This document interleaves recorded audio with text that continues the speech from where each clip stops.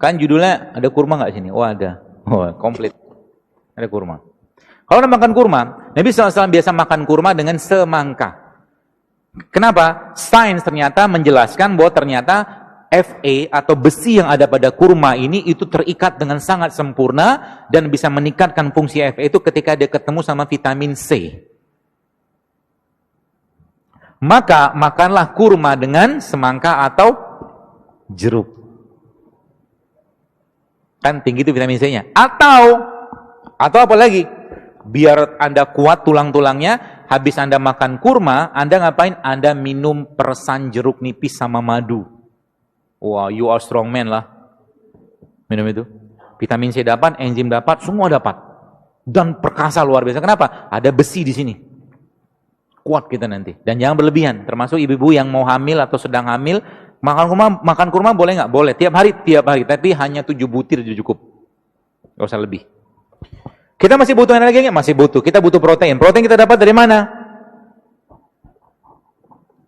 Dari beliau ini. Ini minyak. Minyak apa? Ini minyak zaitun.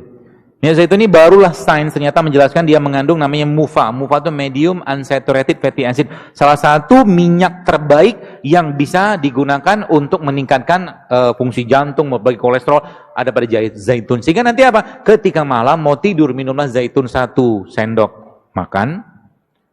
Ketika Anda bangun ketika sahur, jadi sahurnya gimana nanti Pak? Gampang. Sahurnya gimana? Anda minum infus kayak beginian, Anda makan kurma 3 butir, minum ini satu botol. Bagus memang sudah dibatasin ya. Biar nggak roaming. Minum ini 1 sendok makan, udah cukup buat energisnya. Habis itu ngapain? Doa banyak-banyak. Kan sahur harusnya banyak doa. Ya Allah, kuatkan aku hari untuk beribadah, kuatkan baca Quran ya. Teman-teman kemarin ada lihat postingan saya tentang Ramadan nih. Kalau bisa jadikan Ramadan terbaik, paksain diri Anda, kalau bisa 1 hari tembus 10 juz. Bisa nggak? Bisa, cuma butuh 5 jam kok. 1 juz itu kita lebih setengah jam lah kalau Anda baca lancar. Katakanlah agak sedikit belepotan, 40 menit lah. 40 menit katakanlah kali 10 ya kurang lebih nggak ada 6 jam, 5-6 jam something lah cuman. Push yourself, sebab apa? Ibadah tuh kalau nggak dipaksain sampai bila-bila masa, kata orang Malaysia bilang, nggak bakal bisa.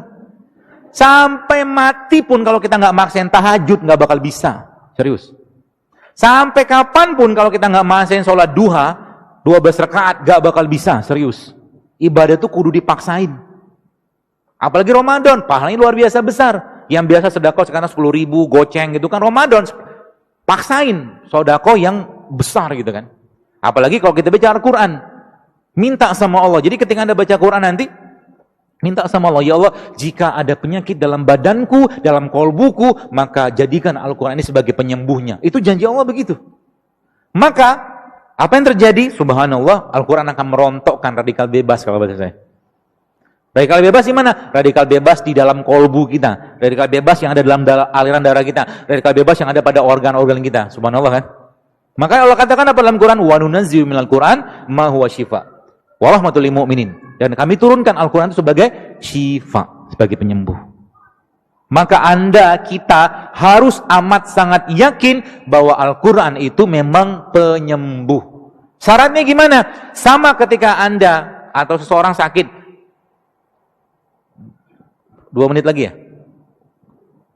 Habis. 1 menit deh. Ketika Anda sakit, berobat ke dokter atau mungkin berobat ke herbalis, lalu Anda dikasih obat, katakanlah, minumlah Pak ya 3 kali 5 kapsul atau 3 kali 500 miligram. Nggak sembuh, naikin dosis sama dia. Kan gitu. Maka sama juga dengan Al-Quran. Al-Quran ketika belum memberikan efek, naikkan dosisnya. Dahsyat kan? Naikkan dosis baca Al-Quran. Sampai apa? Sampai kharu sujada wa bukiya. Kita tersungkur, bersujud, menangis. Minta ampun sama Allah, maka saat itulah Allah akan mencurahkan rahmat dan ampunannya, penyakit-penyakitnya dibuang oleh Allah SWT. Itu dahsyatnya bulan Ramadan. Ya, maka jangan sibuk dengan makanan bulan Ramadan. Itu kata kuncinya. Sibuk dengan ibadah aja. Banyakin zikir, mungkin yang kerja, ya saya katakan kalau memang sudah selesai kerjaannya ya udah baca Quran, pegang Quran. Ya. Dan kita harus komitmen untuk di Ramadan itu khususnya kita menjadi sahibul Quran. Kita menjadi temannya atau sahabatnya Quran. Gitu ya, teman-teman sekalian, mudah-mudahan bermanfaat. Dan kajian-kajian saya khususnya ya, saya katakan ini bukan kajian untuk sekedar dicatat, tapi dipraktekkan. Kalau cuma catat doang, besok masih nyampah lagi sama juga bohong. Gak usah datang kajiannya. Anda harus berubah. Sebab apa? Apa yang kita masukkan dalam diri kita saat ini, itu akan menjadi gen yang akan kita wariskan ke generasi depan. Ya, dan kita lihat Indonesia saat ini luar biasa besar ya. Apa boleh saya katakan? Ya boleh saya katakan peracunan tanda kutip makanan kita saat ini mengerikan luar biasa. Sehingga apa? Tandanya apa? Autoimun zaman dulu nggak banyak, sekarang berjibun, berlimpah autoimun. Penyakit-penyakit yang nggak ada 50 tahun itu sekarang muncul luar biasa. Gara-gara apa? Gara-gara orang Indonesia udah nggak kenal lagi dengan kunyit, dengan jahe, dengan ketumbar. Kenalnya dengan apa? Dengan fast food segala macam gitu-gitulah. Yuk berubah.